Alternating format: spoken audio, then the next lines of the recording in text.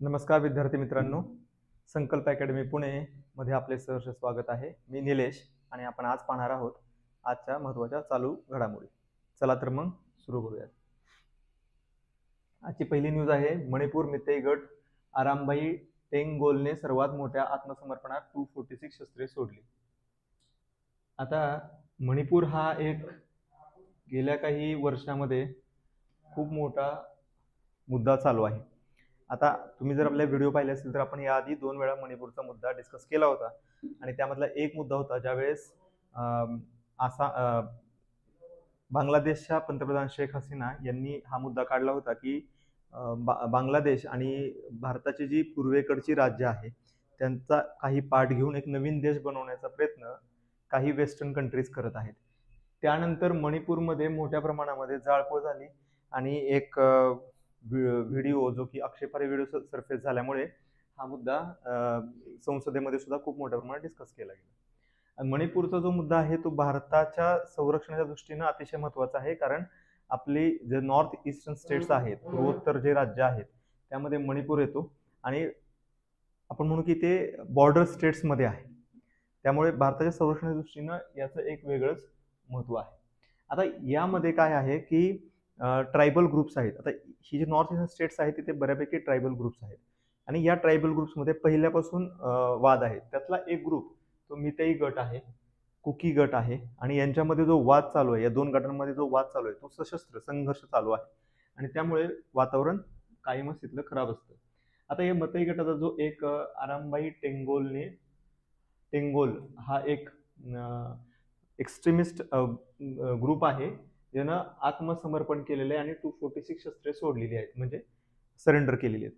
तर जे मणिपूरचे नवीन गव्हर्नर आहे त्यांनी त्यांना एक आठवड्याची मुदत दिली होती की ज्यांनी शस्त्र लुटलेली आहेत. तर आता ही शस्त्र लुटली कुठनं, तर जे राज्य सरकारचा शस्त्रागार आहे त्यातून लुटलेली, म्हणजे स्टेटचे शस्त्र लुटलेली आहेत.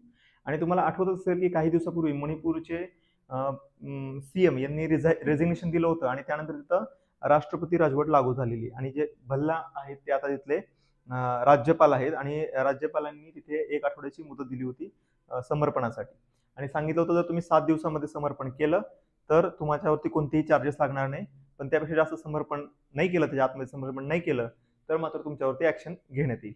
आणि त्या अंतर्गत हे मोठ्या प्रमाणामध्ये आत्मसमर्पण सुरुवातीला झालेले. आता त्यानंतर तुम्ही बघा की ही न्यूज आहेत आता बघा, decision to surrender arm reflect change reality आहे का, स्क्रोल म्हणतंय. द हिंदू म्हणतंय at least 20 fire arms surrendered in Manipur 4 district. आता ह्या न्यूज नंतरच्या ह्या न्यूज आहेत ही एक मेन न्यूज झालेली, त्यानंतर ह्या न्यूज एक्स्ट्रा आहेत. 20 मोर म्हणजे आणखी 20 फायर आर्म्स त्यांनी डिस्ट्रिक्ट केलेले. Surrender call mass surrender of illegal arms continues in Manipur. मग हा जो मितेई गट आहे तो ऍक्च्युली सरेंडर करतोय.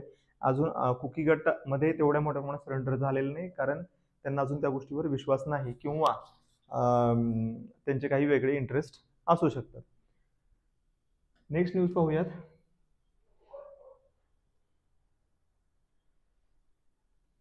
राष्ट्रीय जलमार्ग नियमांमुळे पायाभूत सुविधांना चालना मिळते.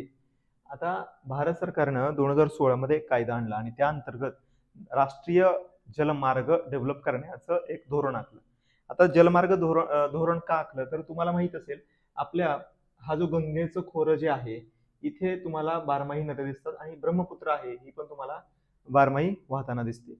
जर इथलं वाहतूक ही आपण जलमार्गाने केली, ही वाहतूक जर आपण जलमार्गाने केली तर काय आहे की आपला ट्रॅव्हल कॉस्ट म्हणजे जो ट्रान्सपोर्टचा कॉस्ट आहे तो खूप मोठ्या प्रमाणामध्ये वाचेल आणि त्यामुळे आपल्याला फ्युएल सुद्धा कमी लागणार आहे, प्रदूषण पण कमी होणार आहे आणि त्यामुळं एक लॉजिस्टिक फ्रेंडली बनवण्यासाठी म्हणून राष्ट्रीय जलमार्ग धोरण सरकारनं आखलेलं होतं. त्या अंतर्गत काय केलेलं आहे की इथं ड्रेजिंग केलेलं आहे, खनन केलेलं आहे, जे गाळ वगैरे साठला होता तो काढण्याचं काम करण्यात आलेलं आहे आणि एक परमनंट अशी एक बॉडी बनवलेली की जी आता या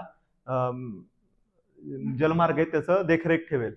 जसं आपल्या इथं नॅशनल हायवेज असतात त्याचं देखरेख ठेवण्यासाठी एक बॉडी असते, तसं त्यांनी ते एक इनलँड वॉटरवेजची एक बॉडी बनवली, Indian waterways authority of India IWAI ची एक बॉडी बनवलेली आहे जी की या सर्वांवरती आता देखरेख ठेवेल. तर याच्यामुळे झालेलं काय बघा, पायाभूत सुविधांना चालना मिळते. जर ट्रान्सपोर्ट जर का स्वस्त झाला तर ऑब्व्हियसली गोष्टी आपल्या कॉस्ट इफेक्टिव्ह होणार आहे, बंदरापर्यंत स्वस्तामध्ये जाणार आहेत आणि त्यामुळे ट्रान्सपोर्ट कॉस्ट आणि त्यामुळे एक्सपोर्ट कॉस्ट पण कमी होणार आहे, इम्पोर्ट कॉस्ट पण कमी होणार आहे आणि सगळ्याचाच फायदा आपल्या इकॉनॉमीला मिळेल.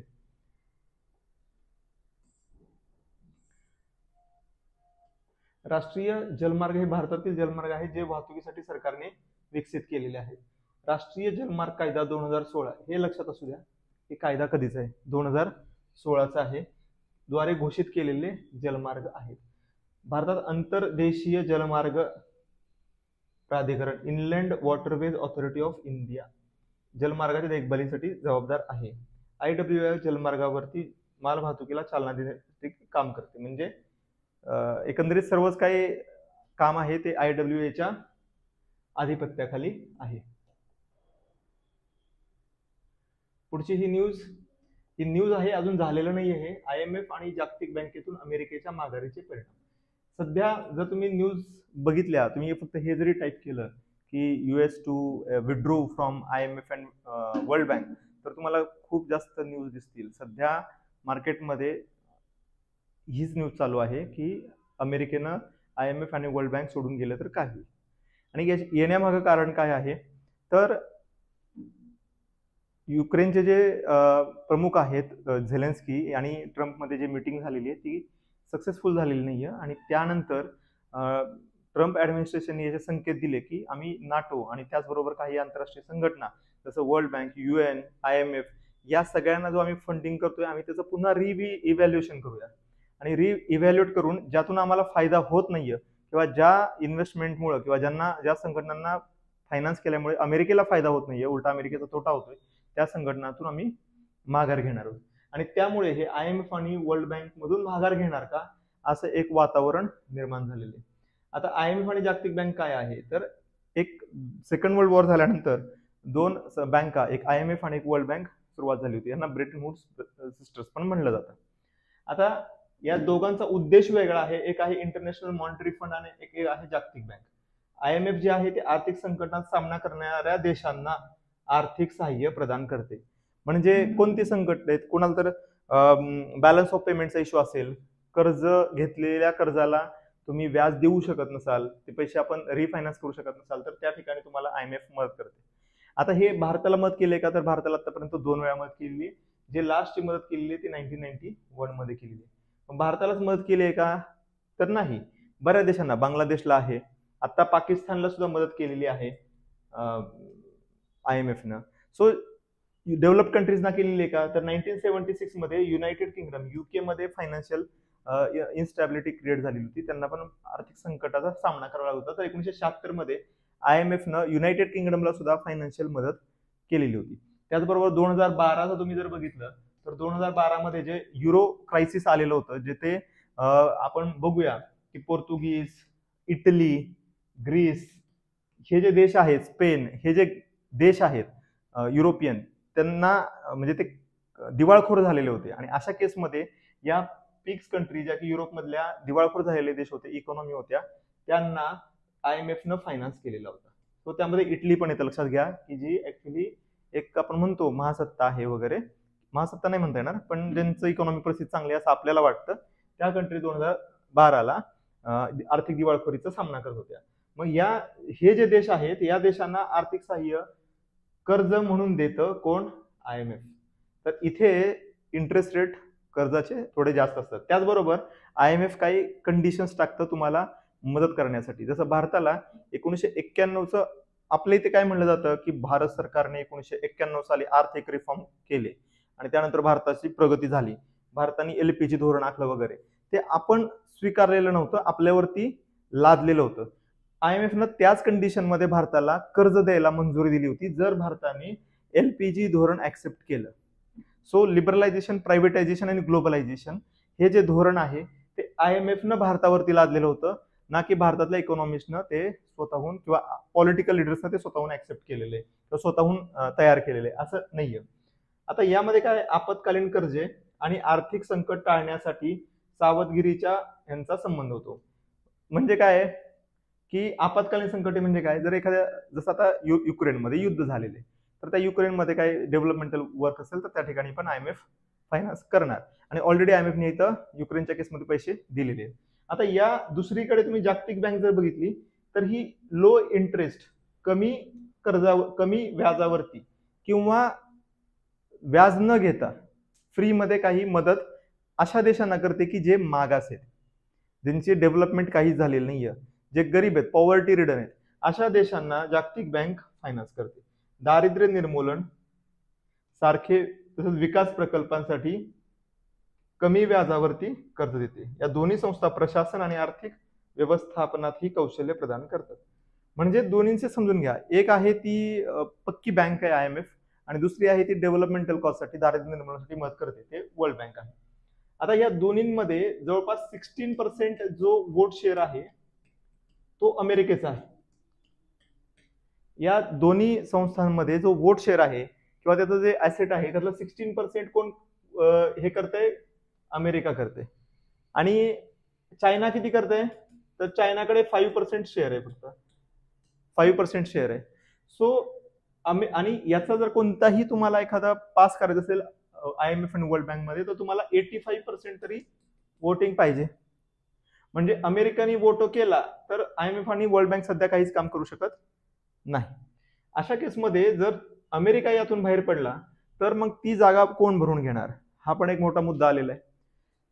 तर त्यामुळे हा विषय सध्या चर्चेला जातोय. सर्व एडिटोरियल्स मध्ये, वेगवेगळ्या न्यूज मध्ये, प्रिंट मीडियामध्ये, इलेक्ट्रॉनिक मीडियामध्ये हा मुद्दा सध्या चर्चेला जातोय. आता US न माघार घेतल्यानंतर काय होईल, कॉन्सिक्वेन्सेस ऑफ विड्रॉल. पहिलं काय होईल तर एकतर त्याला जो फायनान्स देणार आहे तो कोण करणार, अर्थकारण. जो US पैसे देत होतं ते पैसे आता कोण दुसऱ्या कुठल्या तरी देशाकडून द्यावे लागणार आहे.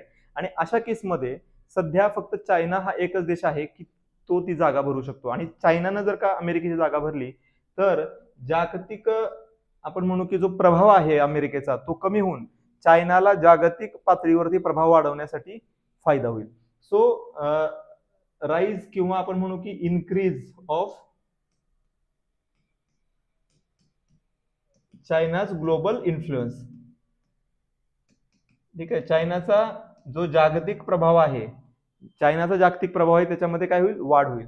सो अमेरिका गेल्याचा हा एक महत्वाचा मुद्दा आहे. दुसरा मुद्दा काय आहे की अमेरिकेला त्याचा अमेरिकेला तोटा काय होऊ शकतो, तर आता सध्या वर्ल्ड बँक किंवा IMF यांचे बरेच कॉन्ट्रॅक्ट किंवा बऱ्याच ज्या गोष्टी आहेत त्या अमेरिकन संस्थांना मिळतात. जसं की वर्ल्ड बँकनी आफ्रिकेमध्ये एक व्हॅक्सिनेशनचा ड्राईव्ह आखला आणि पूर्ण आफ्रिकेतल्या लोकांना किंवा लहान मुलांना व्हॅक्सिन देणार आहे. मग अशा केसमध्ये ते काय करते, टेंडर देते की कोणत्या कंपनीकडनं व्हॅक्सिन खरेदी करायची. तर आता अमेरिका ही त्यांची मेन डोनर असल्यामुळे अमेरिकन ज्या कंपन्या आहेत त्यांना व्हॅक्सिनचे ऑर्डर्स मिळतात आणि त्यातून खूप मोठा रेव्हेन्यू किंवा खूप मोठा प्रॉफिट हा अमेरिकन कंपन्यांना जातो. जर अमेरिका ह्या WHO किंवा IMFचा पार्टच नसेल तर हे जे कंपन्या आहेत USच्या त्यांना ते काम मिळणार नाही आणि ते काम त्याच्याऐवजी चायनीज किंवा अदर कुठल्या कंट्रीजना मिळू शकतं. सो एक प्रकारे अमेरिकेनं यातून बाहेर पडणं हे अमेरिकन कंपन्यांना निगेटिव्हली पण इम्पॅक्ट करू शकतं. हा निगेटिव्ह पार्ट आहे. सो आता भविष्यामध्ये आपण हे बघू शकतो की याचे परिणाम कसे होत आहेत. पुढे बघूयात. भारताच्या सागरी क्षेत्रासाठी प्रमुख उपक्रम. जे आपण आपलं जे सागरी क्षेत्र आहे किंवा आपण जे माल आयात वगैरे करतो, एक्सपोर्ट इम्पोर्ट करतो, तर त्याच्याशी रिलेटेड काही भारताने इनिशिएटिव्ह घेतलेले आहेत. त्यातले आपण काही इनिशिएटिव्ह आता बघणार आहोत. तर पहिला इनिशिएटिव्ह आहे one nation one port process. आता इथे इम्पॉर्टंट गोष्ट आहे प्रोसेस. इथे यांना म्हणायचं काय की प्रत्येक देशातलं, आपलं भारतातलं प्रत्येक राज्यातलं कोणतंही जरी बंदर असेल तर त्याची प्रोसेस आहे ती सेम असली पाहिजे. म्हणजे कुठे कन्फ्युजन नको की मुंबईमध्ये पोर्टमध्ये एक वेगळी प्रोसेस आहे, तमिळनाडूमध्ये एक वेगळी प्रोसेस आहे, बंगालमध्ये एक वेगळी प्रोसेस आहे, असं कोणतीही कन्फ्युजन नको. म्हणजे एक नेशन आहे तर one port, one nation one port process.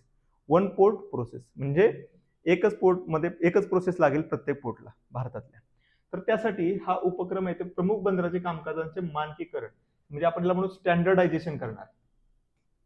म्हणजे काय होईल, त्यांना आपल्याला कोणत्याही व्यावसायिकाला व्यापार करणं सोपं जाईल, एक सुलभता त्याला मिळेल कामामध्ये, जे की इम्पोर्ट एक्सपोर्टशी रिलेटेड काम करतात. दस्तऐवजीकरण प्रक्रिया व्यवस्थित करणे हे याचे उद्दिष्ट आहे. म्हणजे एकंदरीतच आपण आता जे बोललो ते की एक सुलभ प्रोसेस झाली पाहिजे, वन विंडो आपण म्हणूया, जसं आपल्या महाराष्ट्रामध्ये केलेलं आहे. तिसरं, कंटेनर ऑपरेशन दस्तऐवज 33% आणि बल्क कार्गो दस्तऐवज 29% कमी करणार. म्हणजे किती डॉक्युमेंट्स लागतात, तर हे जे कंटेनर ऑपरेशनसाठी जे डॉक्युमेंट लागायचे त्यातले 33% डॉक्युमेंट्स आता कमी केले जातील आणि कार्गो जे आहेत, मोठे बल्क कार्गो जे आहेत, त्यासाठी 29 डॉक्युमेंट्स कमी लागतील.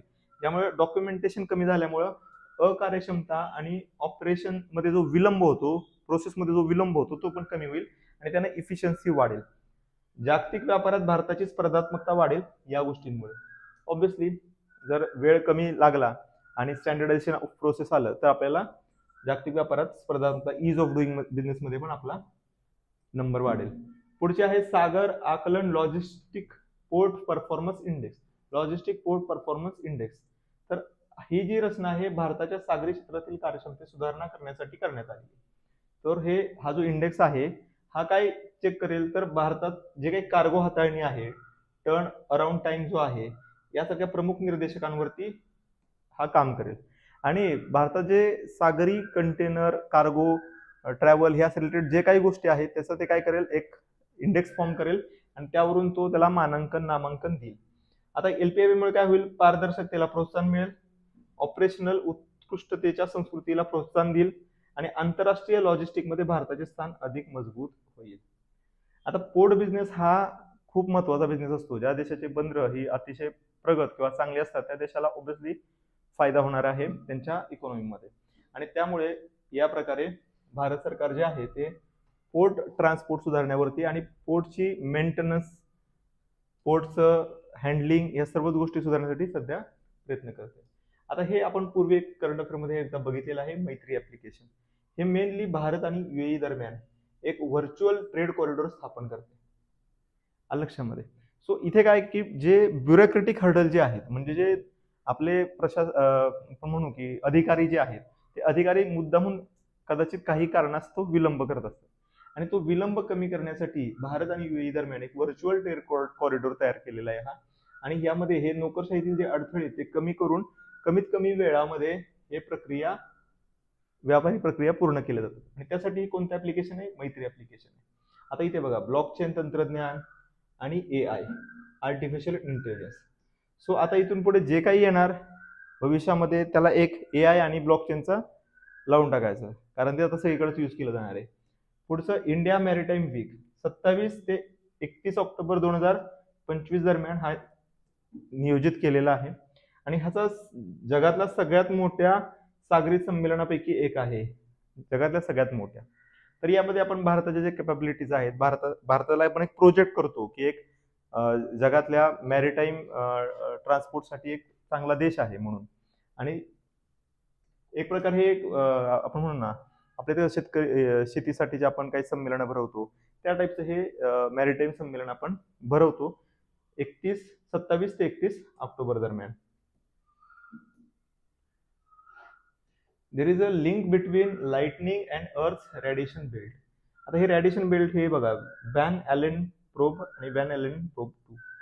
तर हे जे बेल्ट आहेत व्हॅन ॲलेन, आता हे जे आहे हे एक्सप्लोरर म्हणून एक सोडलेलं होतं नासानं आणि त्यांनी या भागामध्ये काही स्ट्रॉंग रेडिएशन बेल्ट्स त्याला सापडले होते, आयडेंटिफाय केले होते, त्यांना सापडले होते. आणि त्यानंतर आता जे सायंटिस्ट आहेत त्यांना काय सापडलं की जे लाइटनिंग होते पावसाच्या दरम्यान, जे नाही का विजा चमकतात, त्या विजा चमकतात ते इंटरॅक्ट करतात या बेल्ट बरोबर आणि इथे काही वेव्स क्रिएट केल्या जातात. सो इन शॉर्ट आपल्याला इम्पॉर्टंट एक्झाम्पल एवढंच आहे की आपला जो विजा आहेत आणि हे अर्थचे जे रेडिएशन बेल्ट आहेत हे एकमेकांबरोबर इंटरॅक्ट करतात, त्यांच्यामध्ये एकमेकांमध्ये इंटरॅक्शन होत असते. पुढे एन्सेफलिटिस सार्वजनिक आरोग्य समस्या. आता हे WHO जे आहे, वर्ल्ड हेल्थ ऑर्गनायझेशन आहे, त्यांनी सांगितलेलं आहे की आता भारतामध्ये एन्सेफलिटिस हे ते एक सार्वजनिक आरोग्याची समस्या आहे.